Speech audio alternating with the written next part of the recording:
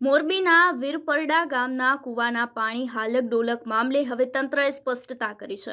જિલ્લા ભૂસ્તર શાસ્ત્રી ટીમ દ્વારા તે હવે તપાસ બાદ ઘટના અંગેને કુદરતી ગણાવવામાં આવી છે। ભારે વરસાદથી ભૂગર્ભ જળ રિચાર્જ અને હવાના દબાણથી પાણી હલતું હોવાનું તારણ સામે આવ્યું છે। ભૂકંપની કોઈ અસર નથી। આ સાથે જ અન્ય કોઈ ઘટના સાથે પણ કોઈ સંબંધ ના હોવાની સ્પષ્ટતા કરી છે। ગુજરાતમાં છેલ્લા દિવસોમાં કોઈ પણ અન્ય ગતિવિધિ નોંધાઈ ના હોવાની પણ સ્પષ્ટતા કરવામાં આવી છે। જિલ્લા કલેક્ટર દ્વારા અફવાઓથી દૂર રહેવા માટે અપીલ કરવામાં આવી છે। આ સાથે જ સલામતીના ભાગરૂપે નાગરિકોને આ કૂવાથી દૂર રહેવા માટે સૂચન કરવામાં આવ્યું છે।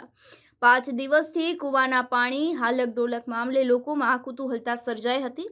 હવે તંત્રએ સ્પષ્ટતા કરતા લોકોએ રાહતનો શ્વાસ લીધો છે। ગામે જે કૂવામાંથી પાણી હલે છે આ 5 દિવસથી હલે છે, શું આનું રીઝન છે? આમાં જે આજે અમે જીઓલોજીસ્ટની અમારી ડિસ્ટ્રિક્ટ જીઓલોજીસ્ટની ટીમ મોકલી હતી, એમના દ્વારા આજે વિઝિટ કરવામાં આવી હતી। પ્રાથમિક જે ધ્યાને આવ્યું છે એવું છે કે ત્યાં જે એર છે એ વરસાદના કારણે એર ટ્રેપ થઈ ગયેલી છે। એરમાં જેમ જેમ મૂવમેન્ટ થાય છે એ પ્રમાણે વોટરમાં પણ ઉપર મૂવમેન્ટ થાય છે। અમુક લોકોને એમાં એવી શંકા હતી કે કદાચ કોઈ સિઝમિક એક્ટિવિટી એટલે ભૂકંપ રિલેટેડ કોઈ આમાં પ્રશ્ન છે, એવું બિલકુલ નથી। અને એ બાબતે અમે ગાંધીનગરમાં પણ જે સિઝમિક એક્ટિવિટી જ્યાં મેજર થાય છે ત્યાં પૂછપરછ કરી હતી, તો કોઈ પણ એ પ્રકારની સિઝમિક એક્ટિવિટી ધ્યાને આવેલ નથી આખા ગુજરાતમાં છેલ્લા 5-10 દિવસમાં। જેથી કોઈપણ પ્રકારની અફવાઓથી દૂર રહેવા અમારી ખાસ તમામ લોકોને વિનંતી છે, વીરપરડાના લોકોને પણ વિનંતી છે, બિકોઝ એવું કંઈ જ નથી। અમે એ સિવાય જે Gujarat ground water research institute છે ત્યાં પણ જે એમના એક્સપર્ટ છે એમને જાણ કરીએ છીએ। એ લોકો પણ આગામી દિવસોમાં આવીને એકવાર ગ્રાઉન્ડ વોટરની દ્રષ્ટિએ ક્યાં જે એક્વિફર છે ત્યાં ગેસ ટ્રેપ થયું છે, હવા ટ્રેપ થઈ છે, શું એક્ઝેક્ટ રીઝન છે જેના કારણે આ થયું છે એની ચકાસણી કરશે અને પ્રમાણે આપણને અવગત કરશે। છેલ્લા 5 દિવસથી અહીંયા કૂવામાં જે છે પાણી હલે છે, એનું કારણ શું છે, શું લાગે છે? પાણી હલે છે એના બાબતે અમે લોકોએ institute of seismological research Gandhinagar સાથે પરામર્શ કર્યો છે। તો અહીંયા કોઈ સિસ્મિક એક્ટિવિટી કે ભૂકંપ જેવું કંઈ નથી।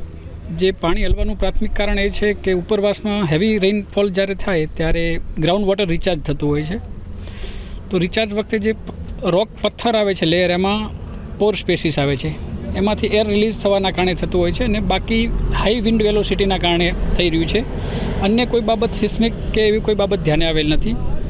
સાહેબ, આજુબાજુમાં બીજા કૂવાઓ છે ત્યાં આ પ્રકારની એક્ટિવિટી નથી જોવા મળતી। આપણે જોઈ શકીએ છીએ કે રોડની બાજુમાં છે, વિસ્તાર મોટો છે અને જે કૂવામાંથી પથ્થરમાંથી એર રિલીઝ થતી હોય ત્યાં બનવા જોગ છે અને બહુ નોર્મલ છે હેવી રેન થતો હોય ત્યારે। એટલે અહીંયા અત્યારે જે કાંઈ લોકોમાં જે વાતો થાય છે, જે ચર્ચા છે, એવું કોઈ પણ કંઈ લાગે છે કે શું, કે બીજી કોઈ ટીમ તમારા સિવાય આવવાની છે કે શું? ના, આ બાબતે અમે ગ્રાઉન્ડ વોટર વાળા લોકોનો પણ પરામર્શ કર્યો છે, એ લોકો આવશે। બાકી પ્રાથમિક દ્રષ્ટિએ બીજું કોઈ રીઝન દેખાતું નથી એમાં। એક હિન્દીમાં છે। તમારું નામ શું છે અને તમારું ગામ કયું ને આ કઈ જગ્યાએ ખેતર આવેલું?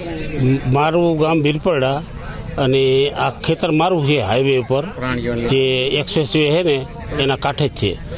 અને બીજું કે આ શનિ, રવિ ને સોમ 2 દિવસ આ કૂવામાં હાલક ડોલરી, કાલ બહુ શાંત રહ્યો, પાછું આજે ચાલુ થયું પાછું આ રીતનું।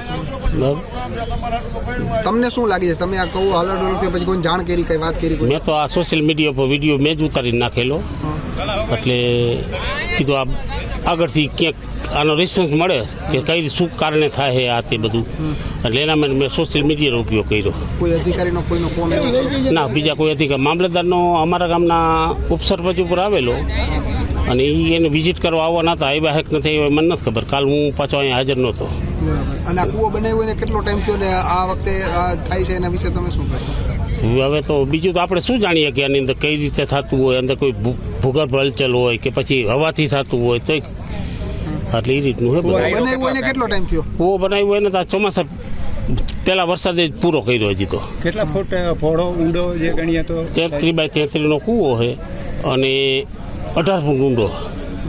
ગાયડો ત્યારે કાંઈ નહીં, એના મારા પાસે બધા ફોટા છે સ્ટાર્ટથી વિડીયા મારી પાસે, જે કૂવો સ્ટાર્ટિંગ ગાયર ખોઈ દો ને, પહેલી રિંગ ભરી, બીજી રિંગ ભરી, બધા મારી પાસે ફોટા। પ્રાણજીવનભાઈ લીંબાભાઈ સાદરિયા, ગામ વીરપરડા।